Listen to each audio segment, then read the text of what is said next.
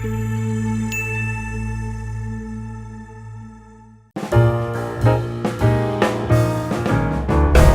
warahmatullahi wabarakatuh. Selamat pagi, salam sejahtera, Om Swastiastu, Namo Buddhaya, salam kebajikan. Pertama-tama saya ucapkan terima kasih kepada Prof. Surya Hadi, Rektor Undira, Bapak Todo Sibuya, Kaprodi Inggris, Mbak Putri selaku moderator atas undangannya untuk bisa hadir dan berbicara dengan rekan-rekan semua. Juga merupakan kehormatan yang sangat besar untuk saya bisa berbicara satu mimbar dengan Pak Ari Adi Purwawijana yang tentu karyanya dalam kajian postkolonialisme di Indonesia juga sudah banyak dikenal ya. Terima kasih. Saya akan presentasi ini sebenarnya saya susun untuk pertama-tama memperkenalkan beberapa konsep-konsep dalam postkolonialisme.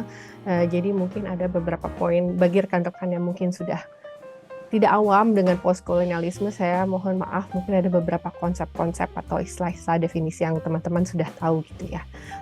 Tapi saya mendapat informasi bahwa tamunya mungkin pesertanya beragam, jadi saya sertakan sedikit pengenalan mengenai postkolonialisme dan beberapa konsep di dalamnya.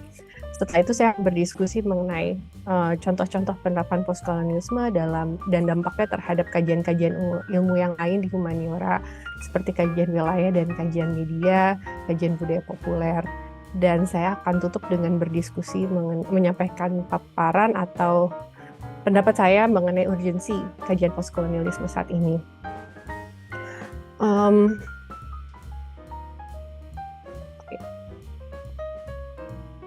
Jadi saya sepakat ya dengan Pak Ari tadi yang menyebutkan bahwa postkolonialisme, istilah post itu kemudian sekarang tidak berarti sebagai penanda waktu. Jadi ketika kita bicara mengenai postkolonialisme, kita tidak sedang bicara post sebagai penanda waktu atau setelah. Karena kalau kita menggunakannya sebagai penanda waktu, berarti kita berasumsi kolonialisme sudah usai, gitu ya, penjajahan sudah selesai.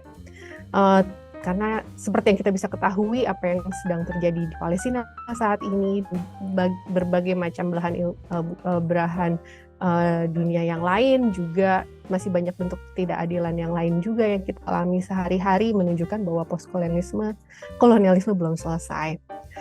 Jadi postkolonialisme sebuah istilah yang digunakan untuk menyampaikan pemikiran-pemikiran yang bukan dibuat pada masa setelah kolonialisme, tapi untuk memikirkan mengenai kolonialisme, mencermati dan mengkritisi kolonialisme serta instrumen-instrumen yang menjalankan penjajahan itu sendiri. Jadi bukan untuk bicara mengenai masa setelah kolonialisme, tapi untuk melampaui kolonisasi itu sendiri. Istilah kolonialisme, koloni berasal dari kata koloni. Kita juga tahu ada istilah imperialisme yang berasal dari kata imperial, itu menunjukkan bahwa ada beberapa jenis penjajahan sebenarnya yang terjadi di dunia ya. Kalau kolonialisme berasal dari kata koloni berarti adalah jenis penjajahan di mana daerah yang dikuasai dijadikan koloni, dijadikan wilayah yang kemudian menjadi bagian dari negara yang menjajahnya. Imperialisme berasal dari kata imperial, berarti bentuknya adalah di mana orang yang menjajah tidak berniat untuk memajukan tempat yang sedang dijajahnya. Dia hanya berniat untuk mengambil semua resources, sumber daya yang ada di tempat tersebut. Sekarang kita juga ada istilah lain ya, yang mungkin sudah beberapa dekade ini sebetulnya settler colonialism yang juga sedang terjadi di Palestina. Dan sebenarnya sebuah bentuk atau strategi kolonialisasi yang juga sudah ada sejak lama dilakukan Amerika ketika mereka mengambil alih Amerika Utara dari kuasa indigenous people atau orang Indian yang tinggal di situ. Dan sekarang terjadi juga di Palestina ketika ada negara yang berusaha mengambil alih, tidak hanya mengambil sumber daya alam, tapi juga berniat untuk tinggal di situ dan menghapuskan budaya yang sudah ada. Jadi ini menunjukkan bahwa ada lebih dari satu jenis kolonisasi. Sama-sama bentuk penjajahan, tapi tergantung apa yang ingin dilakukan dan dampaknya terhadap tempat yang dijajah, kata-katanya strateginya bisa berbeda-beda. Saya hanya menyampaikan ini sedikit ya, tadi seperti disebut oleh Pak Ari juga bahwa Edward Said akademisi dari Palestina yang kemudian tinggal di Amerika merupakan salah satu pemikir besar ya di tahun 1978 menerbitkan buku ini Orientalism yang membentuk atau menjadi awal mula kelahiran ilmu postkolonialisme di kajian humaniora. Yang beliau lakukan di bukunya Orientalism, mungkin bagi teman-teman yang sudah membaca atau sudah mengetahui bisa tahu bahwa Edward Said mengumpulkan tulisan-tulisan para orientalis. Jadi orientalis itu adalah orang-orang sebenarnya akademisi yang selama ini di abad ke-18 dan ke-19 mengkaji the Orient atau the Oriental. Dan mereka ahli yang jago membaca hieroglif Mesir, memahami civilization-nya Timur Tengah gitu, dan mereka mengumpulkan manuskrip-manuskrip, mempelajari bahasanya, dan mereka paham dan mengerti luar dalam mengenai budaya-budaya Timur Tengah tersebut gitu. Budaya-budaya Orient, lalu menamakan bidang ilmunya Orientalism, menamakan dirinya sendiri sebagai para ahli orientalis. Yang saya temukan bahwa orang-orang yang mengaku mengadvokasi untuk daerah-daerah timur ini ternyata justru menggunakan kata-kata yang menstereotipkan timur sebagai terbelakang, sebagai lahan yang kosong, dan sebagai orang-orang yang perlu diselamatkan. Jadi Said mencermati bahwa orang-orang ini mempelajari the Orient, mempelajari timur, mengaku diri sedang mengadvokasi untuk timur, tapi justru menggunakan kata-kata yang justru melihat tidak mengenali civilization atau peradaban timur itu sendiri. Dan tentu saja karya-karya mereka, pemahaman mereka mengenai timur menjadi alat bantu penjajahan. Karena diskursus atau wacana-wacana mengenai timur yang kosong, terbelakang, tidak memanfaatkan teknologi, ada sumber daya yang kaya tapi tidak dipakai, dan seterusnya, menjadi pembenaran bagi penjajah untuk masuk dan mengambil alih dan untuk dalam tanda kutip menyelamatkan orang-orang yang ada di timur tersebut. Jadi sastra dan akademisi menjadi alat bantu penjajahan, singkat kata ya. Jadi ketika Napoleon datang ke Mesir, dia tidak hanya sendiri, dia disertai oleh akademisi-akademisi Prancis yang paham tentang Egypt dan membantu Napoleon. Dengan demikian kita lihat bagaimana ada supremasi kulit putih. Di sini ras mulai bermain ya teman-teman. Imperialisme dan white supremacy menjadi ideologi sebenarnya. Kenapa ideologi? Ideologi seringkali dipakai katanya untuk menjelaskan cara berpikir yang seringkali tidak disadari, bias-bias yang seringkali tidak disadari orang yang subjek itu sendiri. Mungkin dalam perspektif ilmuwannya mereka sedang berusaha membantu orang Mesir, tapi dalam ideologi white supremacy-nya bermain sehingga yang dilakukan bukan membantu, tapi justru mengambil alih. White supremacy dan imperialisme kemudian mempengaruhi produksi sastra, ilmu pengetahuan, memproduksi kanon-kanon karya-karya sastra besar yang kemudian kita semua baca, karya-karya penulis-penulis barat tersebut. Dengan demikian, ilmu pengetahuan menurut Said adalah memegang peran dalam mekanisme kolonisasi. Dalam buku tersebut, Said juga bilang mengenai terusan Suez, mengenai wilayah-wilayah di Mesir yang terkesan atau digambarkan oleh pahala orientalis sebagai lahan kosong. Kosong bukan berarti, kosong dalam arti dia mengisyaratkan bahwa tidak dipakai dengan baik nih. Ini kaya tapi kok tidak dimanfaatkan gitu ya. Jadi penggambaran timur sebagai ruang yang terbelakang, ruang yang kosong menjadi pembenaran bagi kolonisasi untuk masuk dan untuk bagi imperialisme untuk terjadi. Imperialisme atau penjajahan digambarkan atau dibayangkan oleh para penjajah ini sebagai sebuah bentuk penyelamatan, sebagai sebuah bantuan yang sedang diberikan kepada orang-orang yang tinggal di sana.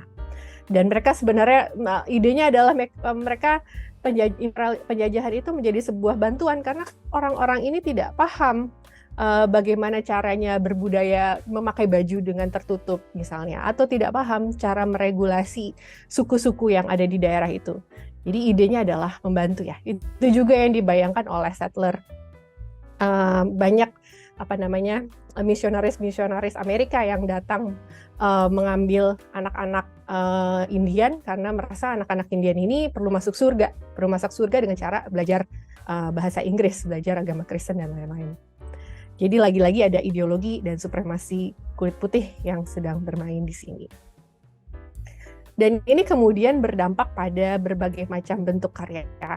Ya, ini yang ada di sini adalah lukisan-lukisan lanskap dan foto-foto yang dihasilkan di Amerika tahun abad ke-18. Selain memang waktu itu sedang ada masa naturalisme ya, romantisme akan alam gitu. Orang-orang Eropa begitu kagumnya dengan kekuatan alam.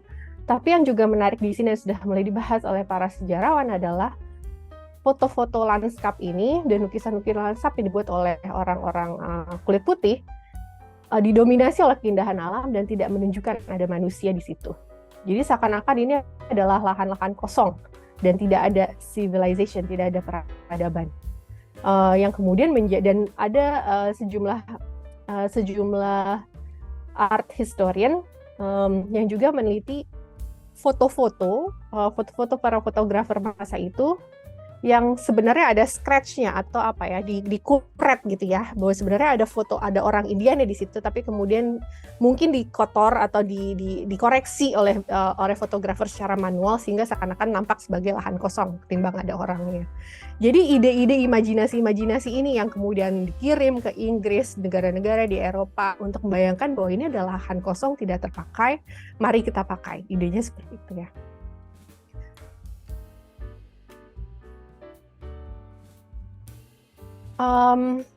Yang kemudian sangat menarik adalah, nggak menarik ya sebenarnya, sesuatu yang sangat membahayakan justru penjajahan itu dalam karya-karya sastra orang-orang kulit putih di masa itu digambarkan sebagai beban orang kulit putih. Mungkin teman-teman yang sastra Inggris sudah sempat baca puisinya Rudyard Kipling yang judul The White Man's Burden, yang idenya adalah merupakan beban orang kulit putih untuk menyelamatkan orang non kulit putih. Rudyard Kipling waktu itu menulis puisi untuk orang Amerika yang hendak menganeksasi Filipina.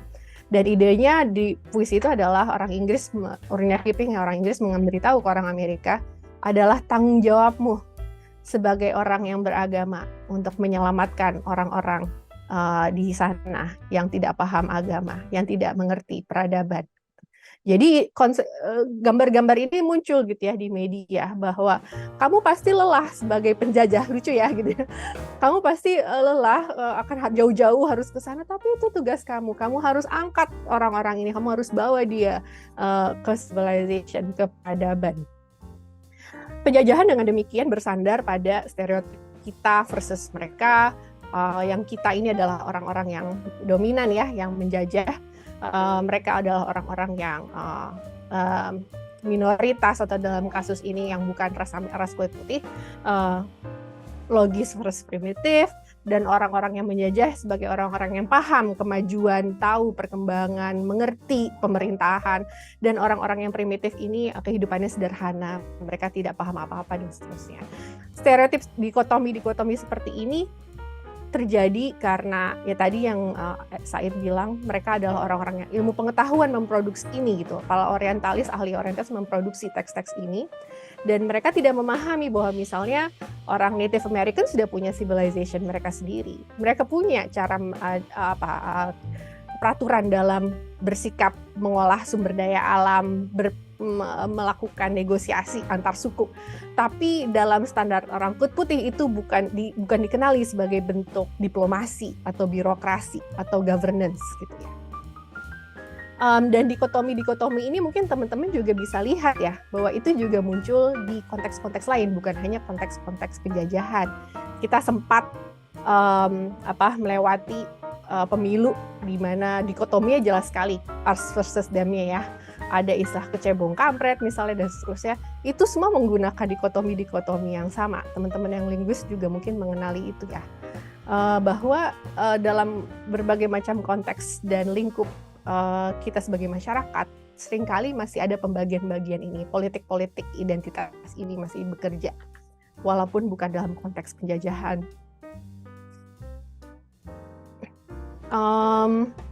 Penduduk asli dianggap tidak mampu memutuskan nasib dan mengatur dirinya sendiri sehingga perlu campur tangan orang dari luar.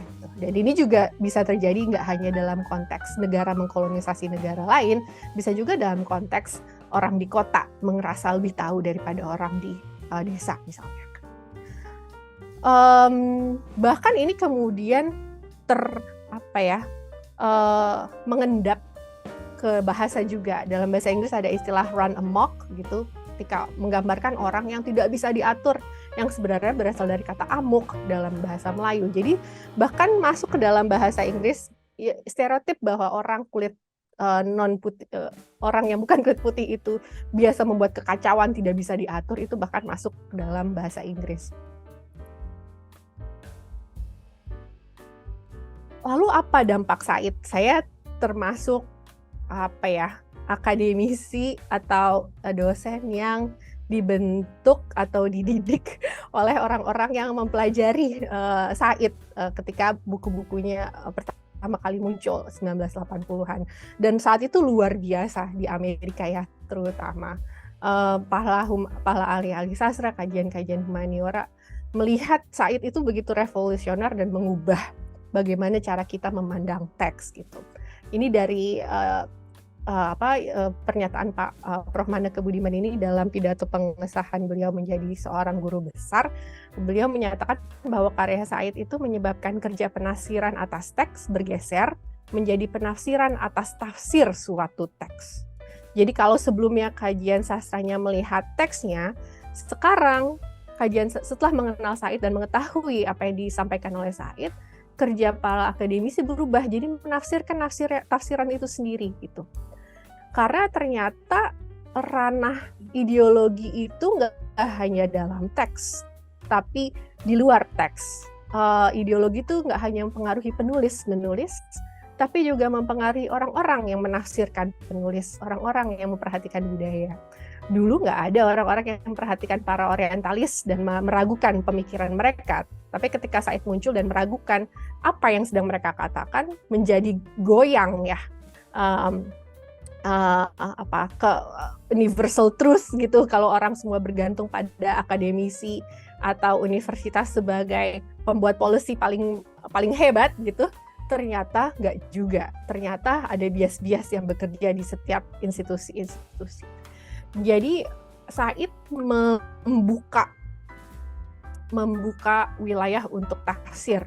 Tidak hanya teks, tapi juga akademisinya, juga kritikusnya, juga penerbit teks itu sendiri, juga orang-orang yang membahasnya, juga majalah-majalah yang membahas karya teks. Jadi arena diskusi humaniora menjadi begitu luas ya. Dan kita bergeser dari mencermati teks menjadi mencermati ideologi. Kajian sastra nggak lagi mulai membahas institusi kuasa di balik teks itu.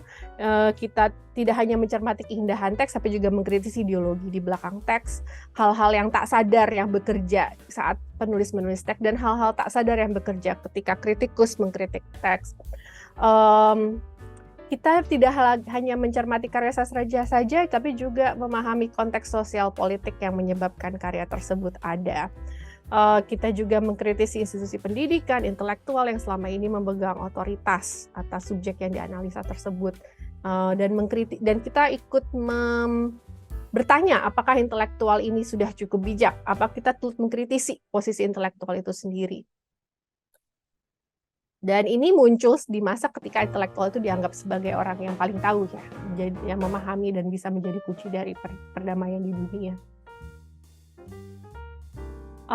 Pemikiran lain yang menurut saya juga penting, tadi juga sempat disebut oleh Pak Ari, adalah tulisan Gayatri Spivak, and the Subaltern Speak. Spivak mengenali kolonisasi di dalam sebuah ranah di negara dia sendiri, di India, di mana subaltern, ada komunitas yang disebut, golongan yang disebut sebagai subaltern, golongan marginal yang disebut sebagai subaltern yang tidak diizinkan bicara atau tidak didengar pendapatnya. Dia mendiskusikan bagaimana ada tradisi sati, yaitu ketika perempuan yang sudah kehilangan suami lantas dalam tradisi mereka harus mengorbankan diri, ikut mati gitu. Dan biasanya terjadi di kaum India, perempuan India kelas ekonomi bawah, dan bagaimana akademisi laki-laki membahas tradisi ini.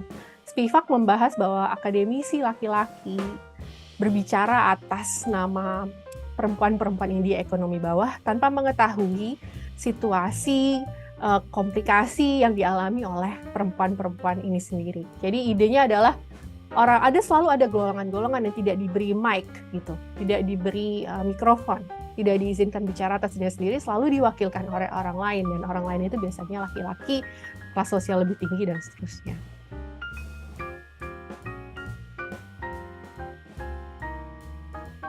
Lalu kenapa ya membahas, atau apakah penting membahas postkolonialisme sekarang? Menurut saya momennya tidak ada momen yang lebih penting ya dari sekarang kalau menurut saya. Karena kita cermati, misalnya kita lihat apa yang terjadi di belahan-belahan bumi lain, masih ada pemisahan kita, us versus them, kita dan mereka.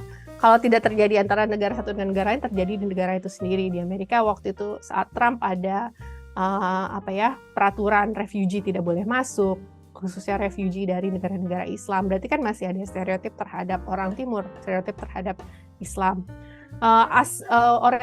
Said melihat orang Timur Tengah atau kebudayaan Arab, tapi asas dikotomi Timur dan Barat itu terjadi di berbagai macam bentuk ya. Ketika COVID yang mendapat kekerasan dan abuse adalah imigran-imigran dari Asia Timur misalnya. Dan kita lihat masih ada struktur-struktur relasi-relasi kuasa yang merupakan peninggalan kolonial, dan masa sekarang sebenarnya sedang dibentuk oleh sejarah masa lalu. Dan kita juga melihat ada bentuk-bentuk represi baru yang mungkin bukan penjajahan angkat senjata, tapi pola dan strateginya menyerupai kuasa kolonial. Teman-teman yang mengikuti diskusi mengenai fast fashion mungkin mengetahui ya bagaimana banyak brand-brand dari Barat yang dikerjakan di pabrik-pabrik di Bangladesh, di Indonesia juga, di Cina dan lain-lain ya, dengan upah yang sangat rendah. Dan itu sebenarnya bentuk kolonisasi baru karena brand tersebut menggunakan tenaga kerja di Timur dengan biaya rendah. Lalu kuasa antar wilayah dan dikotomi sekarang pun juga kolonisasi juga tidak terjadi hanya sekedar antara wilayah Barat dan Timur, tapi juga kita juga bisa cermati itu terjadi di wilayah di hemisfer yang sama, misalnya Irlandia yang dijajah dengan Inggris, atau kita lihat itu terjadi di Palestina dan Israel, Palestina dijajah oleh Israel. Lalu juga bisa terjadi penjajahan internal di mana ada kuasa negara terhadap komunitas-komunitas di dalamnya, dan kesenjangan sosial. Jadi kolonialisme tidak terhenti, tapi yang dipinjamkan oleh postkolonialisme adalah kacamata kritis untuk kita memahami dan melihat struktur kuasa yang sedang terjadi dan terpraktikkan di masyarakat, baik secara sadar atau tak sadar oleh orang-orang yang sedang ada di dalamnya. Kajian postkolonialisme di Indonesia, di kajian budaya terutama, menurut saya sangat berkembang pesat juga ya. Tentu salah satu karya yang sangat luar biasa adalah oleh Prof. Akwarini Priyatna, Becoming White. Beliau mencermati iklan-iklan pemutih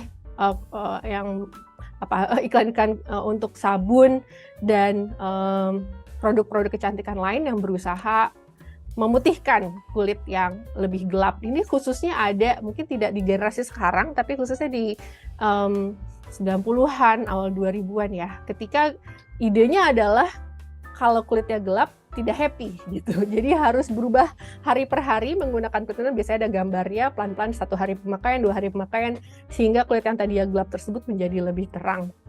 Dan itu dibombardirkan ya di masyarakat. Anak-anak menyaksikan, anak-anak remaja-remaja menyaksikan untuk membeli produk tersebut. Idenya adalah putih lebih baik, dan ini kan bias ras ya sebenarnya yang sedang terjadi, dan mungkin tidak bisa lepas dari pengalaman kita sendiri sebagai negara yang pernah dijajah oleh bangsa kulit putih. Yang terjadi sekarang adalah mulai ada resistensi ya di dalam budaya populer. Misalnya teman-teman mungkin tahu Fenty Beauty yang dibuat oleh Rihanna yang mengenalkan foundation dengan berbagai macam warna. Dan kita juga di Indonesia punya produk yang serupa, BLP Beauty dan banyak produk-produk skincare lain yang juga mulai bicara bukan tentang memutihkan kulit, tapi justru bukan memutihkan kulit, tapi menciptakan produk yang cocok untuk perempuan dengan warna kulit apa saja. Ini adalah contoh lain dari postkolonisasi dalam yang kajian budaya yang bisa menggunakan kacamata postkolonisasi. Waktu itu foto ini terbit di tahun 1985 di majalah National Geographic, judulnya The Afghan Girl. Kata-katanya sederhana, hanya dituliskan Haunted Eyes, Tale of an Afghan Refugee Fears. Jadi ini foto ini diambil di sebuah camp refugee orang Afghanistan. Dan foto ini begitu fenomenal karena mata perempuan ini digambarkan mewakili ketakutannya akan perang. Dan yang sebenarnya terjadi adalah ada penelitian yang ada reporter yang akhir-akhir ini kelihatannya kalau nggak salah 10-an tahun yang lalu mencoba mencari siapa perempuan ini sebenarnya, dan didapati bahwa kalau cerita lebih lengkapnya adalah anak perempuan ini sebenarnya sedang ada di sekolah, di kelas, di camp refugee, dan dia memakai cadar ya, dan tiba-tiba dia dipanggil oleh kepala sekolahnya atau dipanggil oleh fotografer yang sedang ada di situ, meminta dia untuk mencopot cadarnya. Jadi sebenarnya foto ketakutan ini atau ke perempuan ini bukan menggambarkan ketakutan akan perang sebetulnya, tapi ketakutan akan si fotografer yang laki-laki dan sedang invading space-nya dia. Dan juga terjadi di foto ini, kalau kita bisa cermati ya tentu eksotisasi perempuan timur ya, apalagi digunakan di majalah barat. Jadi ini membantu kita untuk melihat bahwa praktik-praktik kolonisasi itu terjadi dalam berbagai macam cara. Bahwa foto itu kemudian menjadi heboh, gempar, menaikkan popularitas si fotografer, sementara kita sama sekali tidak tahu perempuan ini siapa, dan sebenarnya adalah perempuan yang sedang dipakai, dieksotikkan gitu ya, tidak melalui foto ini, dan sebenarnya pun konteksnya juga tidak sesuai dengan seperti apa yang dibayangkan oleh para pembaca majalah. Ini menunjukkan bahwa masih ada cara-cara, masih ada tindakan-tindakan dilakukan orang yang mengaku sedang mengadvokasi komunitas tertentu, namun tidak sensitif terhadap budaya orang yang sedang interaksi. Gitu. Jadi pengambilan fotonya juga intrusif, fotografer juga berbicara atas nama subjeknya seperti yang dibayangkan oleh Spivak ya. Barulah kemudian di puluhan tahun kemudian kisahnya direpresentasikan dari perspektif si perempuan ini sendiri yang sudah dewasa.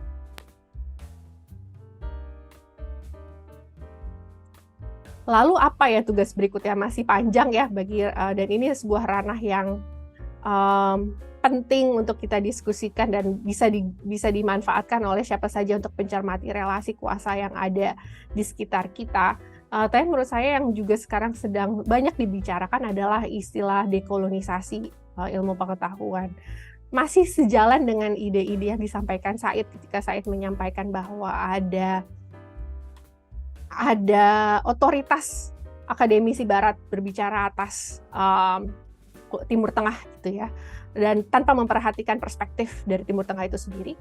Sebenarnya kita sehari-hari pun sebagai orang-orang yang mempelajari humaniora, sastra budaya dan bahasa, seringkali kita masih didominasi oleh pengetahuan dan teori dari Barat gitu. Dan seringkali juga pengetahuan mengenai Indonesia itu diproduksi oleh ahli di luar Indonesia. Kolaborasi antara peneliti Indonesia dan peneliti Barat, seringkali peneliti Indonesia sebagai informan atau penulis kedua, ketiga gitu. Dan ini menunjukkan bahwa sudah saatnya kita menghasilkan sumber pengetahuan dari komunitas kita sendiri, berbicara atas komunitas kita sendiri, karena kita yang paling tahu sebetulnya apa yang sedang terjadi di sekitar kita. Dan perspektif kita mengenai represi, kekuasaan, empowerment gitu di Indonesia, perempuan Indonesia atau masyarakat adat, itu sebenarnya kita punya akses terhadap pengetahuan tersebut. Jadi idenya sekarang adalah momentumnya untuk memproduksi lebih banyak pengetahuan dan mempertanyakan pengetahuan yang selama ini dihasilkan oleh akademisi dari Barat tentang daerah-daerah timur gitu. Dan juga strategi yang lain juga adalah merujuk, kita juga sebagai orang-orang yang meneliti, menulis skripsi, bisa merujuk pengetahuan dari sesama teoretikus postkolonial. Banyak sekali feminis-feminis Latin Amerika, Argentina, penulis-penulis Indian, masyarakat-masyarakat native yang juga mengalami kolonisasi seperti yang pernah kita alami, yang bisa kita rujuk untuk memperkaya pengetahuan kita, dan sering-sering kerangka berpikirnya bisa sejalan atau bisa membantu kita memahami kondisi kita di Indonesia. Mungkin untuk sementara saya tutup di situ. Saya sangat harap bisa ada pertanyaan nantinya ya. Saya hanya menutup dengan gambar ini karena ini kan yang dibayangkan ya oleh orang Barat ketika berpikir mengenai Timur Tengah atau Timur ya, lahan yang kosong, tidak ada apa-apa. Jadi harapannya kita isi dan kita mulai bicara dan merepresentasikan Timur seperti apa yang kita alami, yang kita ketahui sehari-hari. Terima kasih. Saya kembalikan kepada Mbak Putri. Baik, terima kasih Bu Asri atas paparan yang telah mengenlighten kita sekali. Nah, memang ya sangat menarik dan jelas yang sudah dipaparkan. Mungkin untuk review sedikit, bagaimana tadi Bu Asri mengkonfirmasi nih terkait istilah postkolonialisme. Bagaimana skop kajian yang kita harus pahami sebenarnya adalah lebih dari hanya sebatas masa pasca perang ya, tetapi kita harus lebih pahami jauh lebih dalam. Dan lalu yang menarik juga tadi dari Bu Asri nih, terkait adanya unsur-unsur kolonialisme yang ternyata bisa ditemukan pada painting, ya, puisi, tadi teks-teks lain, bahkan seperti puisi tadi White Man's Burden tuh cukup menarik perhatian saya juga ya. Bagaimana setelah kita baca dan telah lebih lanjut cukup mencekam gitu dengan perspektif yang memang bisa kita lihat dari kacamata postkolonial juga. Lalu juga menarik ya bagaimana tadi Ibu Asri menceritakan atau menjelaskan bahwa kajian sastra itu sebenarnya dapat mengkritisi ideologi yang bekerja dan isu-isu sosial di balik. Tadi ada ya seperti contoh-contoh produk kecantikan dan wacana-wacana lainnya yang memang cukup hype saat ini ya, tetapi ya sekali lagi bisa kita juga lihat dari kacamata postkolonial.